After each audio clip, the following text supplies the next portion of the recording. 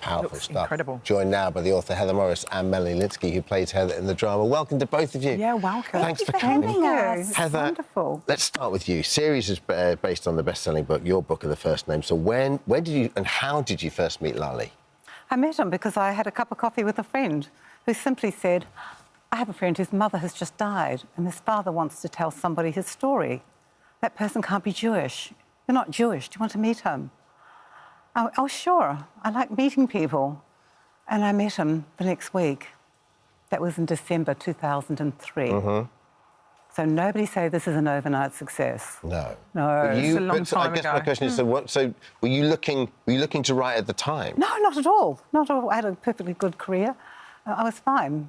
But he wanted to talk to somebody. And you wanted to talk to someone that wasn't Jewish? That wasn't Jewish, who would listen. Because of you're one stage detached or removed from... Yeah. Okay. There could not be a Jewish person alive, he said, who didn't have baggage and did not have their own story. And how can they tell my story when they've got their own? Yeah. Very clear on that. So what did you do then? What was your... Because your initial take was to write a screenplay, correct? Yes, because I didn't know how to write a book. Yeah. Yeah. And then what happened? Because you didn't write a screenplay, you wrote a book. Well, yes, I wrote the screenplay and it was even optioned in Melbourne with an attempt to try and make it into a feature film. And Lale was involved with that production company. It was wonderful. Yeah. But, of course, it didn't get up, as so many do, as you probably know. And it was only, I think in 2016, when I was visiting my brother and sister-in-law in San Diego, that my sister-in-law said to me, oh, for goodness sake, write the thing as a book and get on with it. Mm-hmm. She was tired of me complaining. Yeah. I gave it a go. I wrote a book. Yeah. Did you feel a sense of pressure knowing that you had to convey this story in the right way and you owed it to him to make it fantastic? Look, you got it in one. I owed it to him and nobody else. Yeah. And I had been very clear from day one that I had not written the story of the Holocaust, that I've just written a Holocaust story. Yeah. Lale's story, his memory. It will differ to every other Holocaust survivors. And so when the facts didn't always meet up with what he was telling me, and if it wasn't significant, I went with his memory. Mm. That's so interesting, that, like how a memory crystallises, and I think especially when you've been through the trauma that Lale would have been through. Melanie, let's bring you in. So this gets optioned, this gets made. Mm. Obviously, you don't feature in the book, so were you hesitant to start with, Heather, that you were going to be a character in the adaptation? No. Oh, no. No, that was never part of the deal. Right. It was to tell the book. But the wonderful producer and screenwriter who spent a lot of time with me, to get more information, and Jacqueline went back to Claire, the producer, and said, I think we've got a story within a story. And they arm up the back. And I could see the value of it, but not necessarily for my character, but for having somebody portray Lale as an old man who was the man I knew. Mm. And that hearing now his words and the way I had heard them. Yeah. And then we got this incredible woman here to come in and... You got to remember, this is 20 years ago. Okay, I was younger, so ignore the grey. For goodness sake. So, Melanie, tell us, did you actually read the book beforehand, or did you get enticed by the script? I had not read the book. I remember telling a friend, I got asked to do this thing, and she said, have you not read that book? And I was like, no, I haven't. She was like, oh, I thought everyone had read it. And so I read the book after I had read the screenplays. Yeah. But the pull was the screenplay.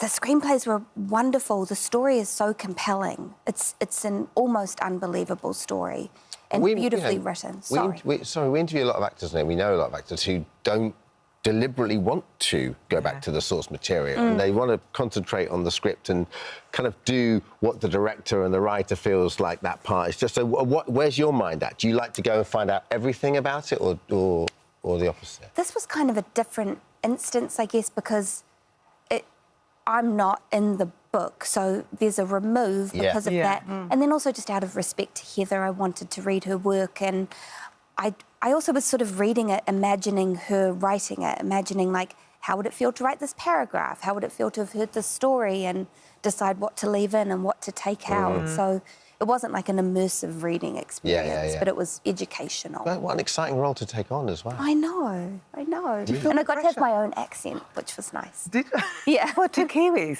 Yeah. It's like twins. It must be nice for you, Melanie, because, like, for the most part, and you do a very good American accent, Thank you. For the most part, you rarely would use your own accent. No, never. So that was very exciting. Yeah.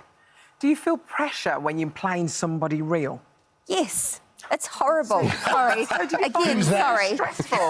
I did find it stressful because it's also like you can't really do like an impression. No. You know, because my role also in the series is kind of an audience surrogate.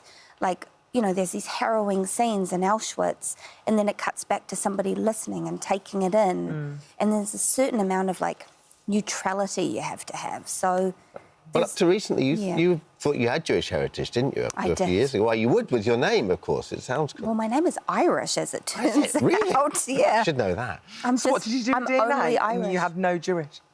Oh, sorry, Val. Can we just... I let's was go back so to Lale. heartbroken. I believed it my whole life. Let's go back to Lale and tell his story. So people that don't know the book, what did he have to do to survive? He made the decision when offered the role. He called it numbering, by the way, not tattooing, but I thought that would be too complicated to keep with that phrase. He wanted to live. He was offered an opportunity to have this role, numbering the prisoners as they came in, and he took it. Did he have guilt about that? Absolutely he did. Every survivor of Auschwitz and any horror has survivor's guilt. It's a matter of degree. He made that decision, but for him, look what the outcome was. I mean, and to be fair, I guess it wasn't a decision, because the decision was you either do this or you die. Pretty much, yes. But he apologised every time he did it to people, didn't he? Yes, and I know that for a fact. Oh, look, I hope I'll do this briefly. I was actually in Auschwitz there one day, and there was a camp, a whole lot of kids from a school in Florida, and they were off to the side from me, and they had some rabbis there talking to them about where they were. And one of the rabbis said that before they left Florida to come to Auschwitz, he went and saw 2 women in his congregation who had been here. And at that point, my ears pricked up, and he said, I asked them, what do you remember about being tattooed? Was it painful? And in unison, these 2 women said, as if he'd given them the question ahead, I don't remember if it hurt. What I remember is the man who kept saying, I'm sorry, I'm sorry.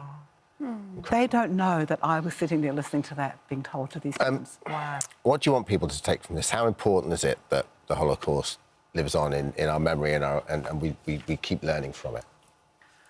I want people to watch these episodes, and you may not enjoy them. That's not a word we can use, is it? Yeah.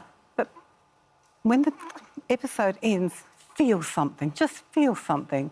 Anger, frustration, love, hurt, whatever. It's going to make you feel something. Well, thank you, Heather. Thanks, Thank you so Melanie, much. as well. Thank you, The Tattooist of Melanie. Auschwitz airs on Thursday, the 2nd of May on Sky Atlantic and on Now. The book is available to buy now.